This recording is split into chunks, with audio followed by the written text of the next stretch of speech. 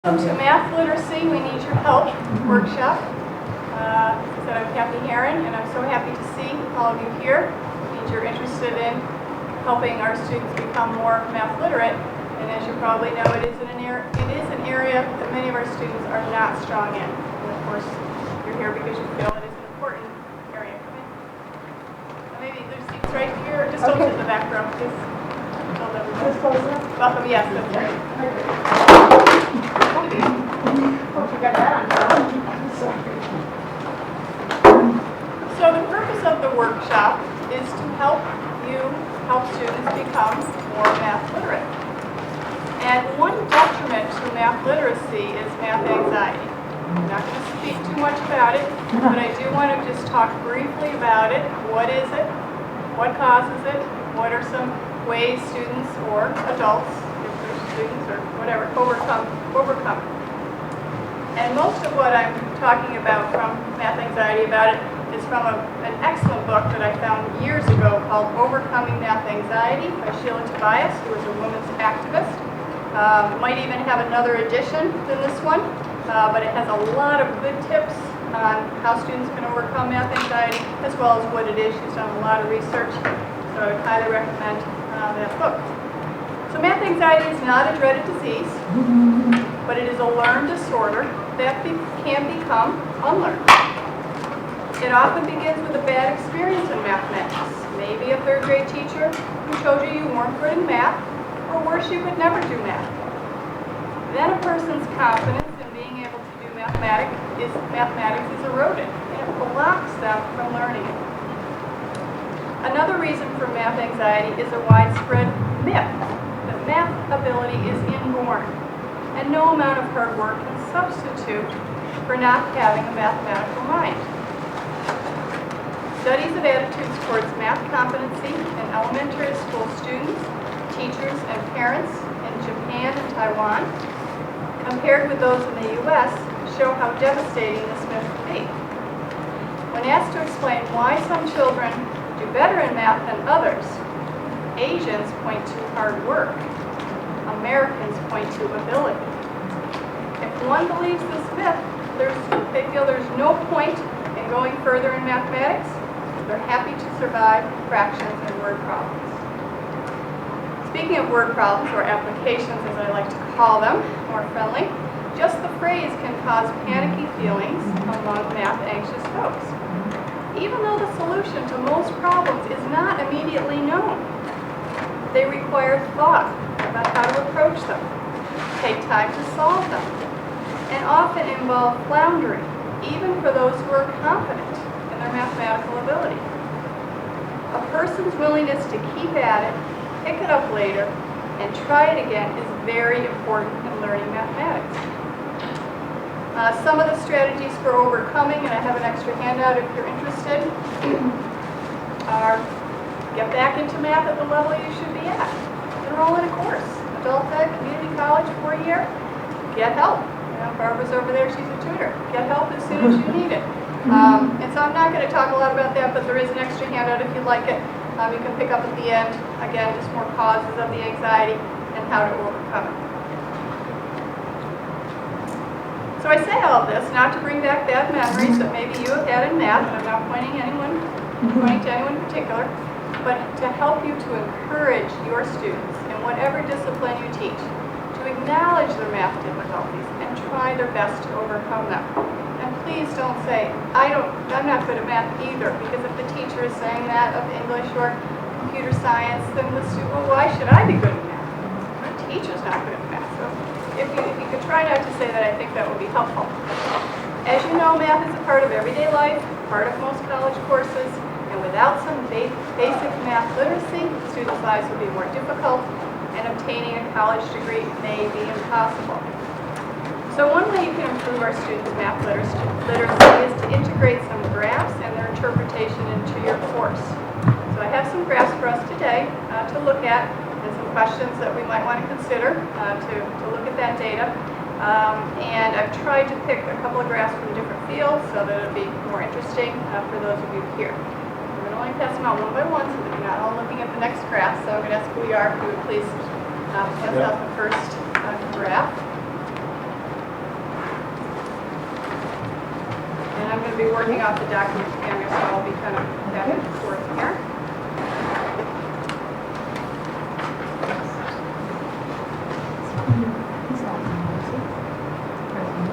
While she's getting set up, let me just say, I will promise not to tell my students that I'm not good. Everybody here will promise not to tell their students that you don't understand poetry.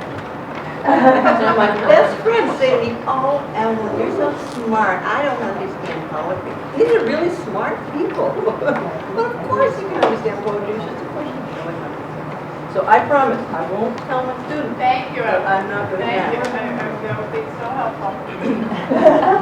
Really would.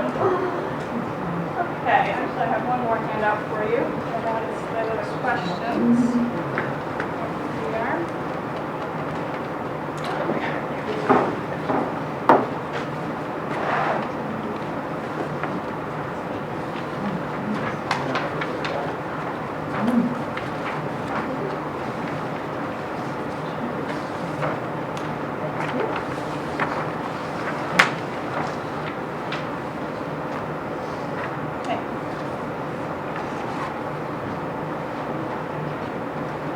Okay, so this was in the Hartford Current a month or 6 weeks ago on our federal deficit and our surplus, and we had a surplus back in the 90s. A lot of information on this graph. I think it's a really interesting graphs. So let's just kind of discuss it in general. The first part, the top portion, as you can see, gives the federal deficit or surplus over a 30-year period from 1990 till 2010 with the actual data. From there it is estimated or forecast. So, quick look at it. Of course, you see the bars below the line represent a deficit, and they're in red. Bars above the line in black represent that we had a surplus. So that's the top part. And then we have something over here. It's the federal spending by fiscal year. Ending September 30th. It is in trillions of dollars. So it is the actual federal spending, again, for 20 years, 1990 to 2010. And then it gives an estimate for fiscal years 2011, 2012. And then we have proposed 2012 spending breakdown based on discretionary or mandatory programs. And you can see those there. And finally, we have a proposed 2012 funding for different cabinet level agencies, and it gives us the projected 2012 funding and then the increase from 2010. A lot of information on that one piece of paper. So if you look at the yellow piece of paper under interpreting graphs, our first graph here is about the deficit. So here are some questions, some possible questions to ask. What is the change in the federal budget deficit or surplus from 2000 to 2010. 2000 to 2010. So how do we, and this is going to be estimated because we don't have the exact numbers here. How do we do that?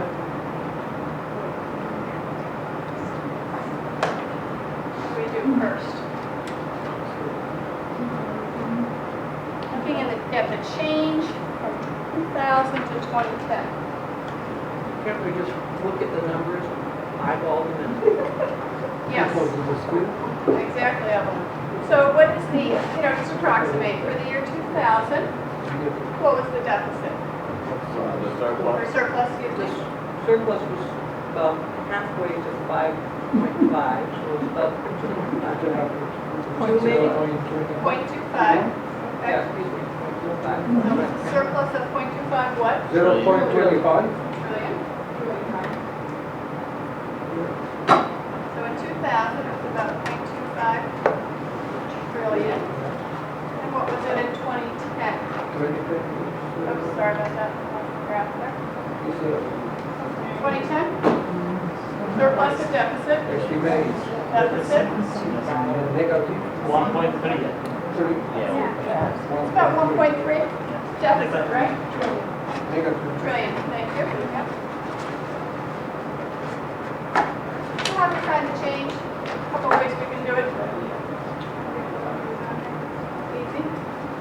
How do we find the change? Someone besides VR. All right, go ahead, VR. Yes, I find the change, I will find difference between them and I will use integers. This means I will write 0.25 because we have changed difference between them, I write minus. And because we have deficit there, I write open parentheses and I write negative 1.3. We are working with 3 less, yes? Right. This means I will write in this format to find it. Perfect. So we already did it by just finding the difference. You have to be really careful with your signs because of course a positive here means we had extra money. Negative means we didn't have enough. So then to change it to addition, you can say subtraction, you can change to addition, change the sign of the opposite number, or you can think of it as just 2 negative numbers multiplied, give you a positive. Either way, what are we going to get there? $1.53 trillion difference in our deficit or surplus from 2000 to 2010. That's a big number, right? Another way you can do it is just look at the bars, and one of them is above the line, and one of them is below. Can't we just add your absolute value? Add 0.25, and you're still going to get to 1.3, you're still going to get 1.53. Both work, both. 5. Right, yeah. Oh, see? Who's counting? 1.55, thank you. Okay, let's skip down. We're not going to do the 2005 to 2010 because it's very similar. Let's skip down to the next question. What is projected to happen with the deficit over the next 10 years, given the data in the graph? So look at the projected. What's going to happen? What's projected to happen? Someone other than who you are. 2011 to 2021. What's happening to the deficit? So, 2011 4.225 okay. negative. Negative, okay. Yep. Right on that. That's 2011. Okay. 11 is negative minus 1.65 trillion. So this is negative 1.5. Am I reading that right? You have here Yeah, that's right. Yeah. 2011. So it's between the negative 1.5 and the negative 2.0, right? Yep. But it just in general, Sodi, I was looking for what's happening in general to the deficit, not specifically, but getting worse first, right? And then it gets smaller. And then it's got a little smaller, but we're still well in the red. Okay. Still not good. Okay, let's look at question. All right, let's go to the proposed 2012 spending breakdown, which is the one in the middle, at the bottom. And I want to find the percent of the total spending for 2 particular categories. And those 2 categories are Social Security and Security, which is under the discretionary programs. So it's given it to me in dollars, the projected 2012 spending for different types of spending. I want to now find the percent of the total spending for 2012 for Social Security. Besides Sodi or Bouillard could get us started on how we would calculate the percent of spending in the area of Social Security. So that figure as a part of mandatory programs or the whole budget? The whole budget, So the Social Security figure is 761 billion. correct? So that's your numerator. Okay. Very And good. the total is it given anywhere or do we have to add the discretionary and the mandatory? It's given. Is it the 3.73? Oh, 2. No, I don't believe it's given, Oh, so it we isn't- have to it do is not what? given. Okay. We have to add it up. So go Oh, ahead with your calculators. Go ahead and add those up. This I can do. You can do that, yes, you can. Well, I think it is given. I think right here. 3.73. That is. Oh, okay, I think Seth is correct. Which is it? Very observant. I believe it is in the graph. That's right, because of the breakout of Okay. the line. Yes, thank you, Seth. Trillion. So when you add those, what's this number? 3.73. So Mary said our numerator is 761 billion, but let's write that as a trillion, because then our denominator is going to be a trillion. What is 761 billion as a trillion? What do we do? 3097. point. Right, Yes. it's 7/1,000, or almost 76% or more. So just put the decimal there, and now we're in trillions. What was it, 3.71? Why you don't change the trillion to billion? Oh, we can do either way. I decided to change it to trillion. So he's right, convert it all You to do not billion. have decimal now. Go ahead and divide that and round to the nearest 100th. Round to the nearest 100th, which is your second digit after the decimal point. It's 0.2.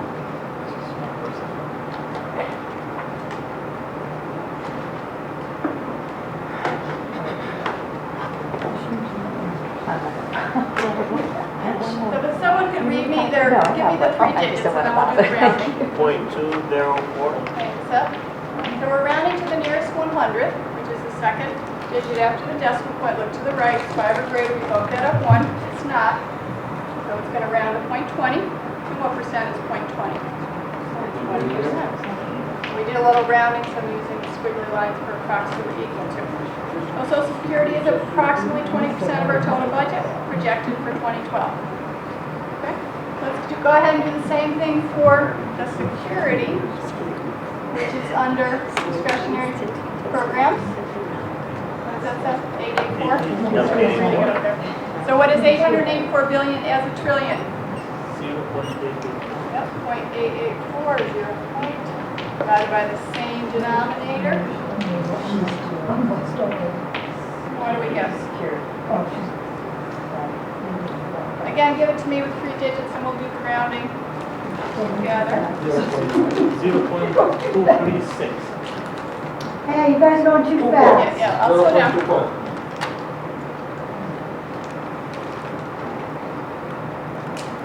Wait for Nancy. You can give it to me, Nancy, when you're ready. I'm ready now, you may proceed. Okay, what did you get, Nancy? I got 0.236. Okay, very good.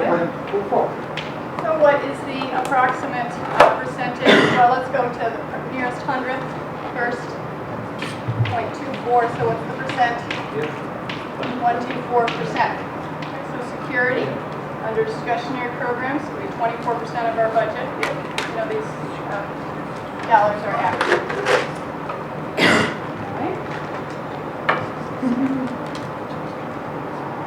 All right, so moving to the right side, lower right side of the graph.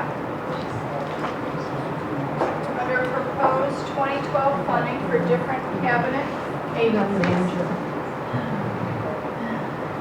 So let's look at the information that it gives us again. It gives us the 2012 projected funding, and then it gives us the increase from the actual of 2010. So my question is, I want to find out,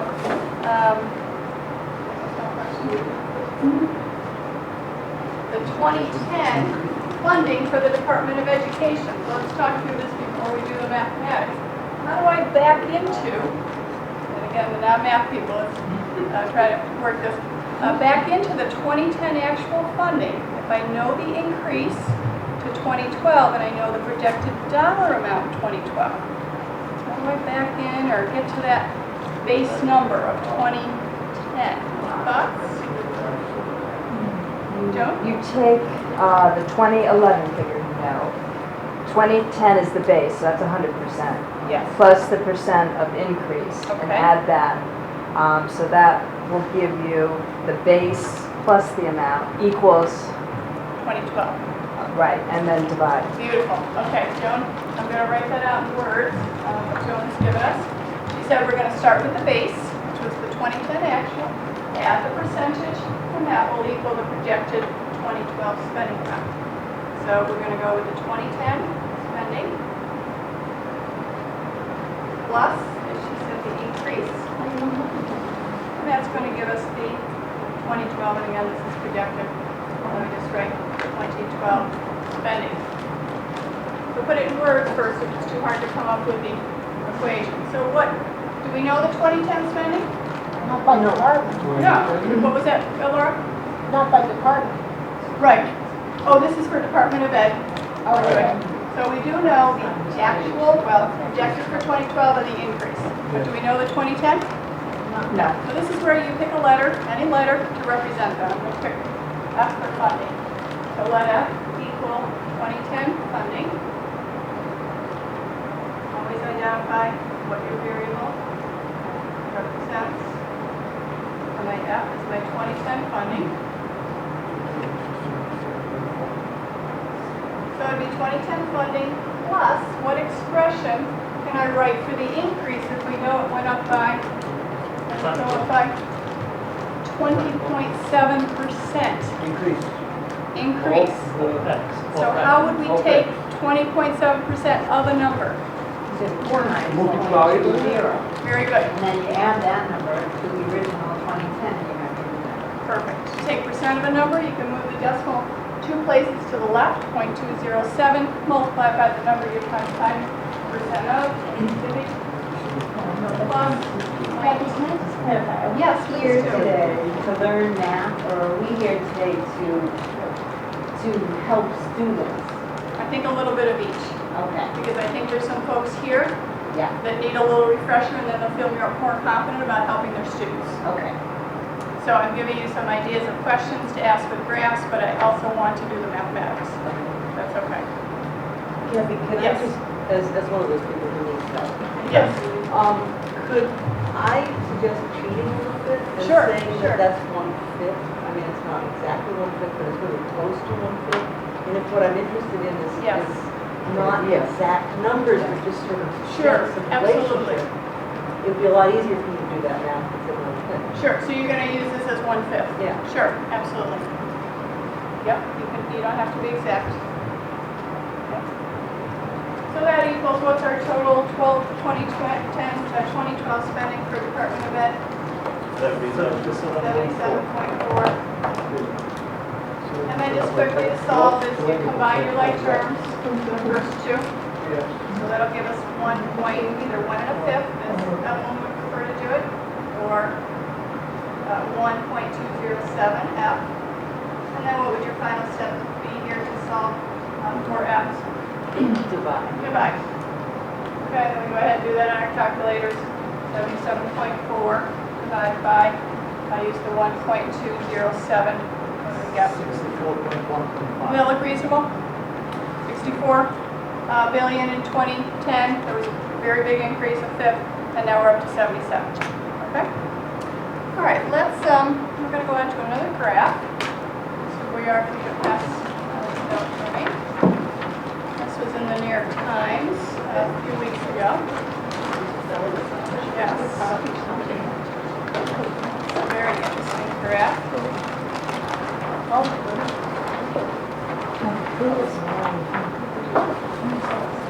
let me put this up. Oh, I saw this. Did you see this one, John? Did you see it? New York Times.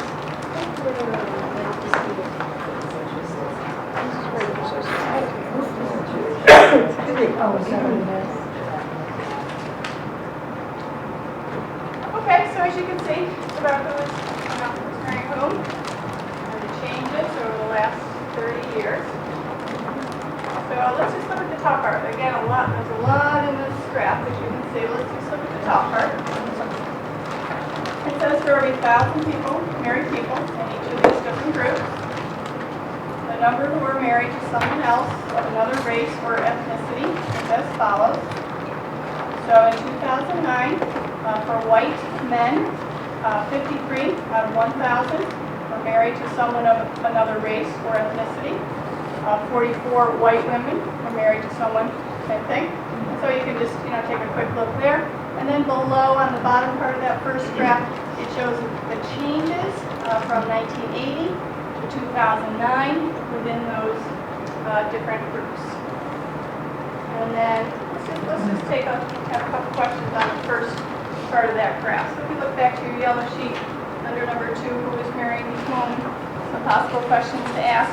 Which racial or ethnic group had the largest change in numbers married to someone of another race or ethnicity from 1980 to 2009, and then by how much?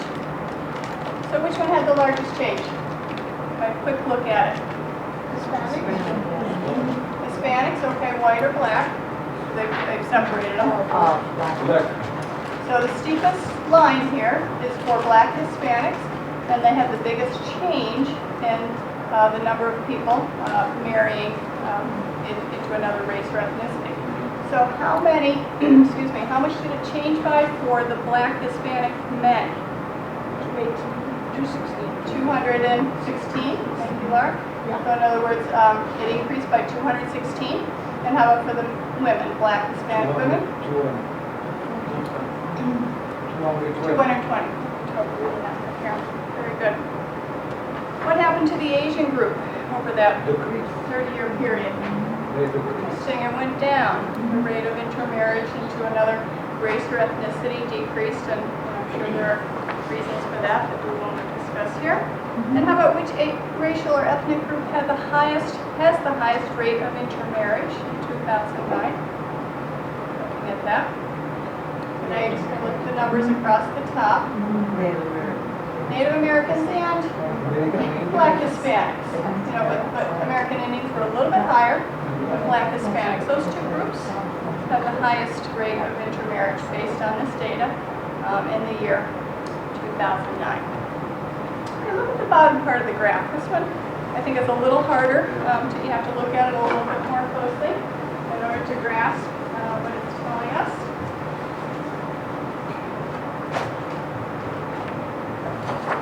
And I just want to draw your attention to the notes first, because they were very helpful for me. Right here, under the notes, I've got to stand right in front of it to read it. It says the white and the black groups do not include the Hispanics. But then this, numbers in italics without circles are of groups marrying within their own race or ethnicity. So let's just look at the white Hispanics. So if you go down to where there's numbers are in italics and they're not in circles, those are the white Hispanics who marry white Hispanics. If you're looking under white Hispanics and you go down to where it says white Hispanics, that just gives the numbers who married within their own race or ethnicity. So any numbers that are in circles, that are in color, are those individuals who married of another race or ethnicity. The bigger the circle, the bigger the number. So I think it's a really interesting graph. So let's just be sure that we understand. The other thing is that not all racial or ethnic groups are shown. So if you add up the numbers, they're not always going to add up exactly. But let's just do this. For Black men, as we said, out of the 1,129 married within the racial and ethnic group. So you come down here, 129, if you do subtract from 1,000, we do get 871. So the other 871 married within their own group. But then if you add the other numbers, 75, 9, 6, 11, you're not necessarily going to get the 129 because not all racial and ethnic groups are represented there, okay? But most of them are. So let's look at a couple questions. Looking at white men and women, of those who marry outside of their racial or ethnic group, so let's find those. So white men and women, these folks married within, right? So it's all those numbers below. Which racial or ethnic group were they most likely to marry? Hispanic white. So the Hispanic white, largest circle, largest numbers of those numbers. Do we agree? Okay. Looking at the white Hispanic men and women, white Hispanic men and women, of those who marry outside of their racial ethnic group, which racial ethnic group were they most likely to marry? White, right? You're the white Hispanics. The biggest circle by far are white. Got 150, 64 men and 189 women out of the 1,000 are marrying whites. And then look at the data for Black Hispanics. Black Hispanics. What does that tell us, looking at that data? Tell from the graph. For Black Hispanics. Primarily marrying Okay, the largest group outside of Pearl that they married were blacks. Okay, what was the next one? Then, Hispanic. White Hispanics, okay, and then white, and then down to Asian and American.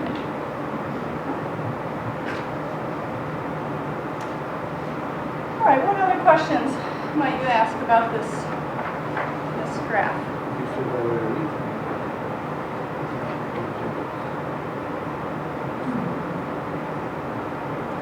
Well, I think if I was working on it with students, I would want to make sure they understood that reading vertically and reading horizontally, there's a little, it took me a little while to figure out that I had to go down instead of across. And I think with students, that's the kind of thing they actually like. I mean, when I saw that what I was doing wasn't working, then I immediately adjusted. When students see what they're doing isn't working, they just give up. So I think graph reading is something that we need to be teaching all across the board. Other comments? Graphs? Okay. And I need help on the bottom part. Yeah. What is this? I'm unclear. Regional differences for both genders, but it doesn't really explain what those numbers in the circles represent. Any thoughts on that? I think they represent the number of people who marry outside of their group according to the regions. Because the numbers seem closest to Do they, those Joan? numbers. Okay. You know, one point I would make is this is really effective in color. If you were going to do this for a class, you know, if you gave it to us in color, Yes. I think it would be very difficult if someone did it in black and white. I agree. My husband works for a business equipment company, so he did this, and Oh, it was nice, you know, yeah. it's much better, and it's expensive to get these big copies. But I agree with Evelyn, and you know, you guys are very well educated, so I didn't have to explain too much, but initially looking at this would take some time in class to explain to them what is this graph telling us, showing us before we even get to the questions. So, you know, I totally agree that you really need to take it, you know, a piece at a time for them. Because, you know, I studied this for a while before I, you know, really had a handle on what it was telling us. Okay? It strikes me that with both Yes, of these, Mary. just to point out that there are several different graphs, and maybe to describe the Yes. relationships between them, you know, Good point. would be helpful. I think you're right. I think a lot of people look at this, especially if it's in black and white, and would say, what? Do you mean types of graphs? Pardon? Types of graphs, Mary? Well, sure, that Bar too, graphs. but also even like the relationship between the top graph and the second graph. Yes. You know, as you pointed out to us, you know, that the 1,000, if you subtract the numbers at the top, you'll get Right. approximately the numbers on the bottom, not exactly Yes. why. And, Right. you know, and maybe ask them, what questions come to your mind as you look at this? Or I'd like to ask you that on the first one. or what questions do you think the graph can answer? To get them to answer. Yes. And I think especially for our students, very diverse group of students, something like this is interesting, you know, because they are a very diverse group of students. Any other comments, Laura? Well, I notice on the bottom that it says you can send feedback, and there is a place where you want to recommend it or Twitter about it or something. Now, that might be interesting for the students to either send feedback about what frustrated them or what they like. Sure. But also maybe if there's a blog about it, or if you can read other people's feedback, that might be an interesting assignment too, to help them digest it. And just, you know, using the technology that's available and that they're using and interested in. Great. Other comments about the who's marrying whom? Okay. I have two more. And these, I need to give credit, came from the current textbook that we're using for two algebra courses, Robert Blitzer book.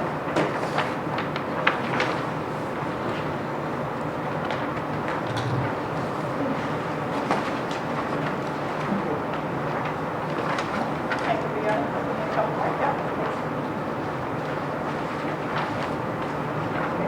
Okay, so these are simpler, as you can see. First one is about the spread of influenza. And it gives a function, which is just an equation that represents something called a function, which I won't get into the exact definition in mathematics, but it's an equation that shows the relationship between two things, n of t, and that's just, in function format, it represents the number of people who become ill with influenza.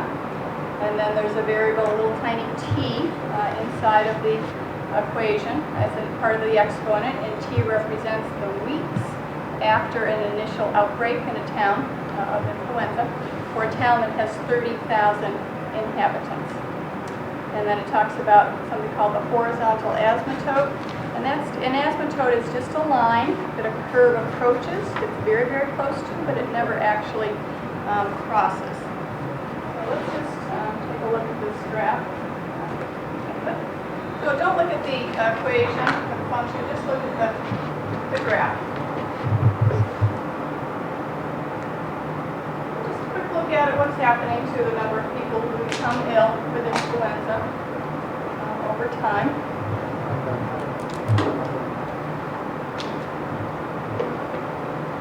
Is it contagious? Spreads quickly. What's that? Time by time, the number of the people that influenza increase. Grasp the number of But people don't who never become ill. be very thousand. Never be very thousand enough. It will never be more than 30,000. Why? Laura? That's the number of people in the town. There's no people in the town. It's never going to exceed that. So that's why mathematically we have a line that this Nobody's curve gonna move in when approaches. it's full over. That's right. Mary said no one's going to move in when it's blue. Okay, very good. Okay, so that's the graph, and I want to ask a couple of questions. All right, back to that. So that's the graph, and they've come up with this equation that represents the curve. That's an algebraic equation.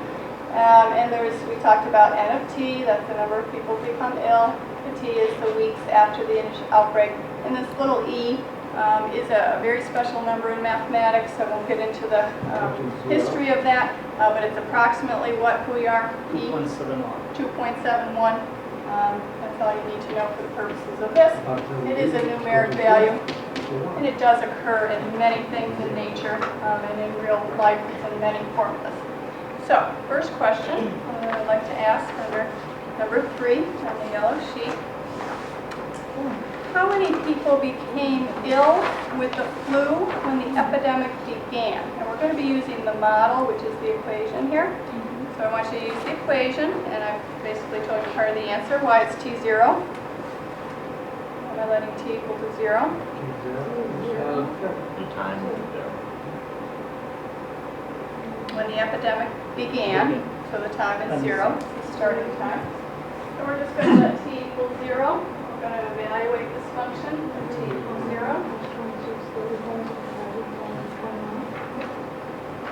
So t equals 0, I'm going to put in 0 every place I see a t. That equals 30,000 divided by 1 plus 20 times e, which we said was 2.71 raised to the negative 1.5 times 0. So what's my exponent going to become? Negative 1.5 times 0 is 0. And anything to the 0 power is It's 1. Is 1. 1 plus 1, 2. That's 20. So that'll be 1 plus 20 times 1, or just 21 down there. So go ahead on your calculators and do 30,000 divided by 21 and round to the nearest whole number, because we're talking about individuals. 1,429. 14,000? No, 1,429. 1,429, okay. Yeah, that would be too much. So when the epidemic began, about 1,429 people became ill very quickly. Okay, and then I asked the next question is just after, let's see, by the end of the 3rd week, so you're going to do the same thing. We're going to let t equal 3, plug it in. Let's go ahead and do this with our calculator, because we're going to have something other than 0 for our exponent. So now we're just doing n of 0.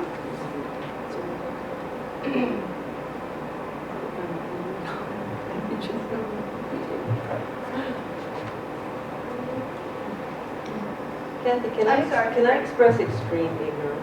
Yes, sure. as someone who has grave math anxiety, Yes, go ahead. how can anything times 0 equal anything but 0? Oh, the exponent is still 0, Evelyn, but anything raised to a 0 exponent is equal to 1. What about n 0? Oh, n equals 0? That's just n of 0. You're evaluating the function of n at 0. So Okay. that's just a notation. Oh, it's a notation. It's just a not notation. number. It's not a multiplication. Okay, so it's with exponents that a 0, yeah, that would make sense. It equals 1. I'm glad you asked that question. So n of 0, that's just a notation. You're evaluating the function at 0. Okay. So what do we get for this? Those of you who have a calculator, able to do that. Barbara? 24,546. Okay, 24,546. 24,546.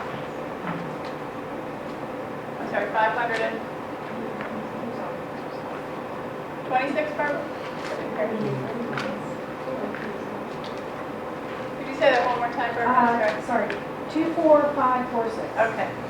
So in the third week, almost the whole town has been ill with the flu, 24,546 people. Okay. All right, questions?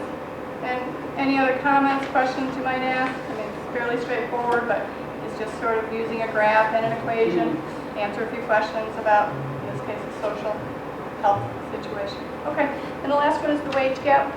I always try to talk about this during the month of March, Women's History Month, because it is I believe, a women's issue, the wage gap. So the wage gap, as I'm sure you know, is the ratio of the median women's earning as a percentage of men's median earnings, and we are catching up, but still taking some time. So there's the actual data. In 1980, women, on average, or using the median, made about 60% of what men made. In 2004, we were up to 74%, so, 77%, so we're doing well. So there's the actual data, and in a math class we might then try to find a model which is very close to the data, and what I'm going to give you is just an equation of a straight line that would be very close to the data, and then we're going to do a little, well, I did give you that right there. The linear equation that models the wage gap is the following. Y equals 0.68x plus 61.2, and this is where Y represents the wage gap, and X is the years after 1980. Is that a wage gap in the same industry? Yes, it's for the exact same, oh, I'm sorry, no, it's across all industries. So if you take, all the professions in the United States, look at They're just saying that women make X percent of what men do, but. Doing the same job, right? No, not Or doing the overall? same job. No. Oh, overall, okay. No, so that brings into the fact that many women go into professions that traditionally are, they're paid less, whether it be, not so much nursing anymore, but teaching, clerical positions. Also, it takes into the fact that many women leave for many years to raise their children, then they come back in. So there's a variety of reasons. Some are discriminatory and some are not. So yeah, it's all professions. I'm glad we clarified that. So, given that linear model, you see the line down below, which just is a straight line that comes as close as possible to those 6 data points. And then we come up with the equation of the line, and we'll go through that now, as I mentioned. So the whole idea of a model is we can then use it to predict. Okay, when are we going to be at 100%? When are we going to catch up? So first question is on there. Use this model to predict the wage gap in 2015. So if X is years after 1980, what do I let the X be in the year 2015? 35. 35 is 2015. Is 35 years after 1980. I'm going to let X equal 35. Just substitute that in into my equation. So Y is equal to 0.68 plus 35 plus 61.2. Go ahead and do that on your calculator. That Let's would see be what it would 85. be. 85. 85? Okay. 85%. So, if the trend continues in the year 2015, we will be at 85%. And you do similar After for 40 years? 2020. I'm running out of time, so I'm going to wrap this up. What, Sodi? It's after 40 years. 40 years, same thing. But then maybe a better question is, when will women be at 100%? What will we do for that? When will women be earning the same amount as men? That Y is why? 100%. That Y equal to 100%, solve for X. I did it, it comes out to, it's 2040 or 2045, but you get the idea. Okay, I think my time is up because I want to give 10 minutes for Evelyn and Seth to join in about something Evelyn is doing with graphs in her English class. Yes.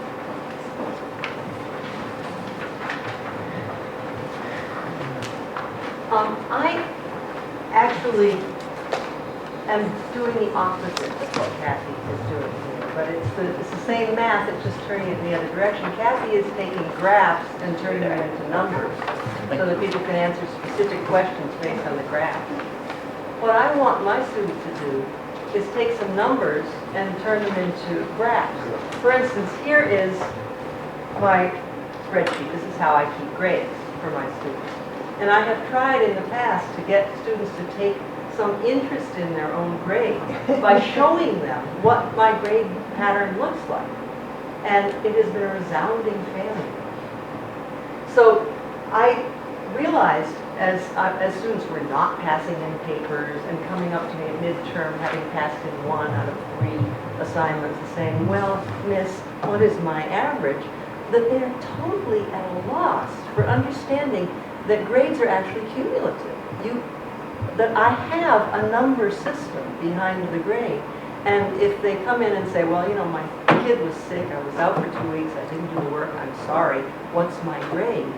They don't seem to realize that they have actually a 0, and that a 0 has consequences. So there's a lack of recognition that their grades are adding up to anything. So this picture that I gave them, which was very numeric, wasn't helping them.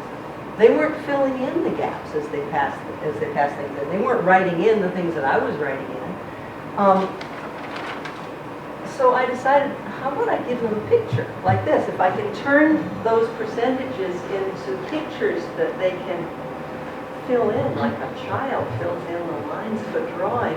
If they know that their tests are each worth, the tests are worth 30%. So if they have 3 tests, each test will be worth 10% of their grade. So I've divided these into little boxes. They can see what 5% is. 5% is every box. 2 of them will be 10%. If when they get back their first test, they get about an 83 on that test, they can color in the first test, 83. And that lack of color up here actually represents something they should be concerned about. Now, that's not so much to be concerned about, but this one is more to be concerned about because it's lower. So if they get the idea that getting color into the picture is good and lack of color is bad, then it doesn't matter that much whether they understand the numbers. They're understanding their progress through the class.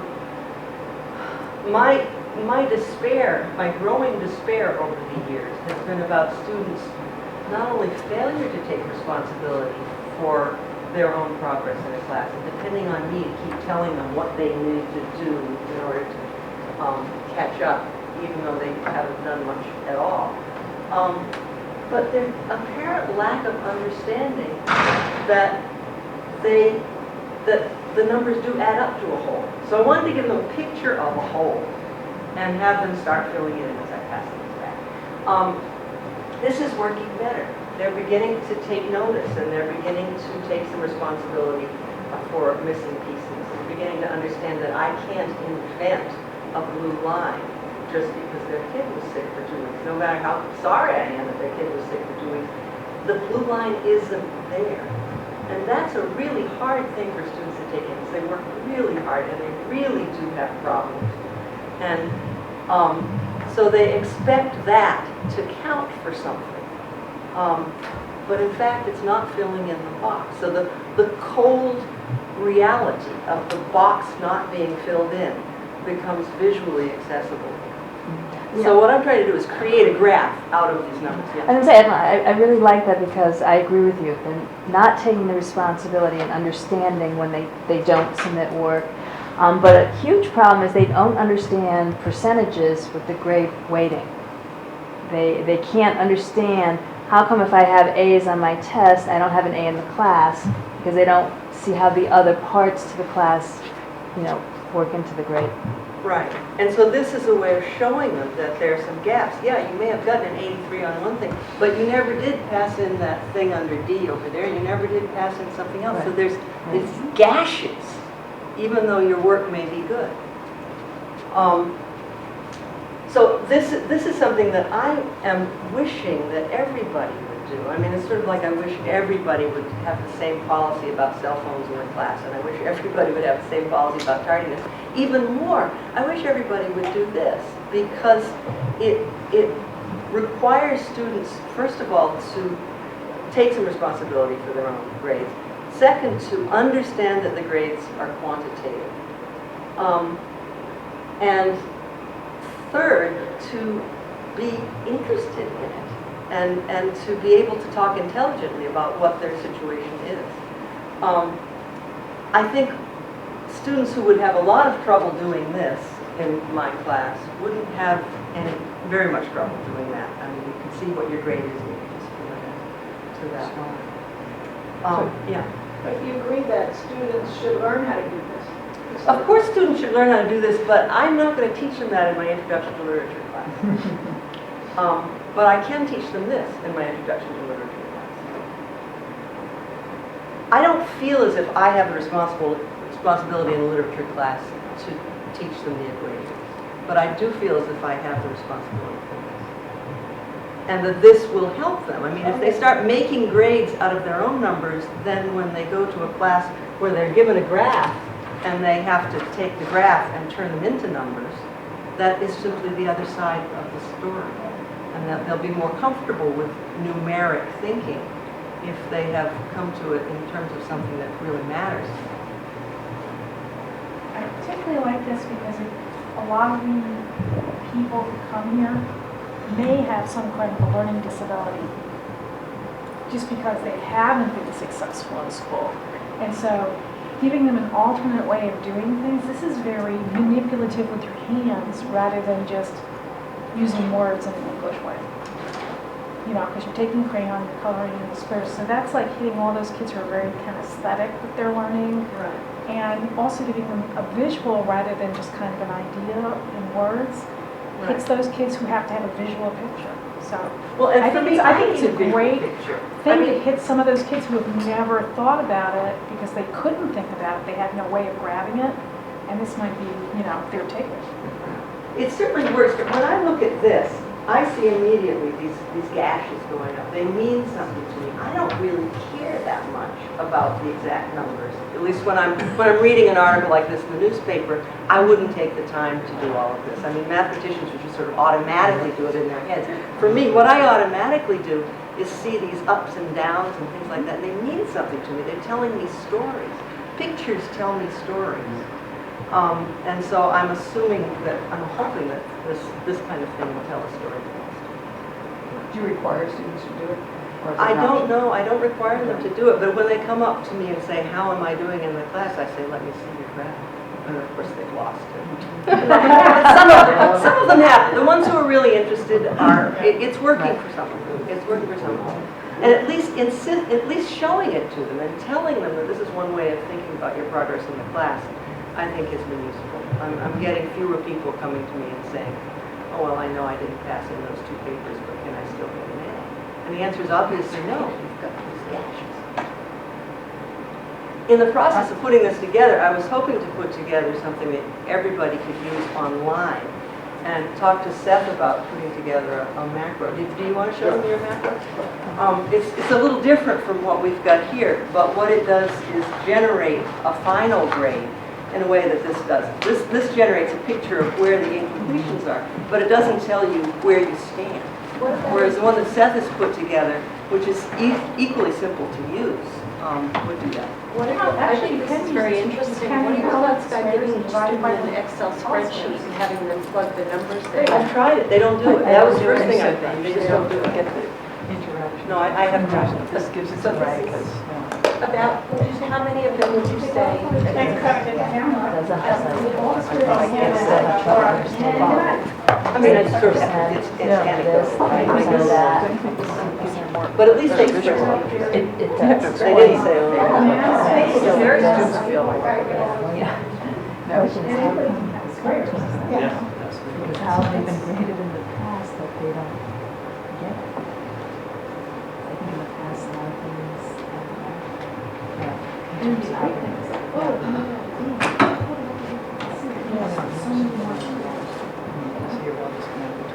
So, so Evelyn explained to me what, this process that she was taking her students through, and asked me to put together a macro or some tool to kind of automate this.